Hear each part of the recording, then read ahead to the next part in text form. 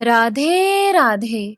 मेरा नाम है निकिता शर्मा और आप सभी का स्वागत है श्रीमद् भागवत गीता की इस श्रृंखला में। पिछले श्लोकों में हमने समझा कि किस प्रकार ऐसा कहा गया है कि शाश्वत अश्वत्थ वृक्ष की जड़ें ऊपर की ओर तथा उसकी शाखाएं नीचे की ओर होती हैं। इसके पत्ते वैदिक स्रोत हैं और जो इस वृक्ष के रहस्य को जान लेता है उसे वेदों का ज्ञाता कहते हैं। चलिए आज बढ़ते हैं अगले श्लोकों की ओर। श्रीमद् भागवत गीता के 15वें अध्याय के दूसरे श्लोक में कहा गया है, अधयक्षो धर्वम प्रसृतास्तस्य शाखा गुण प्रवृद्धा विषय प्रवालः अधश्च मूलान्यनु संततानि कर्मानुबद्धिनी मनुष्य लोके। अर्थात इस वृक्ष की शाखाएं ऊपर और नीचे फैली हुई हैं और प्रकृति के 3 गुणों द्वारा पोषित हैं। इसकी टहनियां इंद्रिय विषय हैं।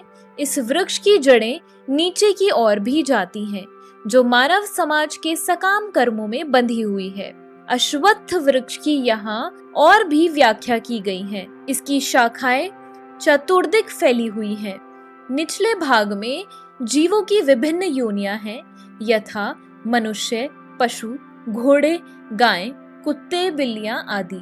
ये सभी वृक्ष की शाखाओं के निचले भाग में स्थित हैं, लेकिन ऊपरी भाग में जीवों की उच्च योनियां हैं, यथा देव, गंधर्व तथा अन्य बहुत सी उच्चतर योनियां। जिस प्रकार सामान्य वृक्ष का पोषण जल से होता है, उसी प्रकार यह वृक्ष प्रकृति के 3 गुणों द्वारा पोषित है। कभी कभी हम देखते हैं कि जलाभाव से कोई कोई भूखंड वीरान हो जाता है तो कोई खंड लहलहाता है। इसी प्रकार जहाँ प्रकृति के किन्हीं विशेष गुणों का अनुपातिक आधिक्य होता है, वहाँ उसी के अनुरूप जीवों की योनियां प्रकट होती हैं। वृक्ष की टहनियां इंद्रिय विषय है। विभिन्न गुणों के विकास से हम विभिन्न प्रकार की इंद्रियों का विकास करते हैं और इन इंद्रियों के द्वारा हम विभिन्न इंद्रिय विषयों का भोग करते हैं। शाखाओं के सिरे इंद्रियां हैं, यथा कान, नाक, आंख आदि, जो विभिन्न इंद्रिय विषयों के भोग में आसक्त है। टहनियां शब्द, रूप, स्पर्श आदि इंद्रिय विषय हैं। सहायक जड़ें राग तथा द्वेष हैं, जो विभिन्न प्रकार के कष्ट तथा इंद्रिय भोग के विभिन्न रूप हैं। धर्म अधर्म की प्रवृत्तियां इन्हीं गौण जड़ों से उत्पन्न हुई मानी जाती हैं, जो चारों दिशाओं में फैली हैं। वास्तविक जड़ तो ब्रह्मलोक में है, किंतु अन्य जड़ें मर्त्यलोक में हैं।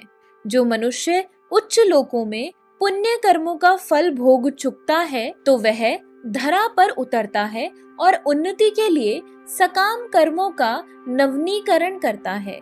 यह मनुष्य लोक कर्म क्षेत्र माना जाता है।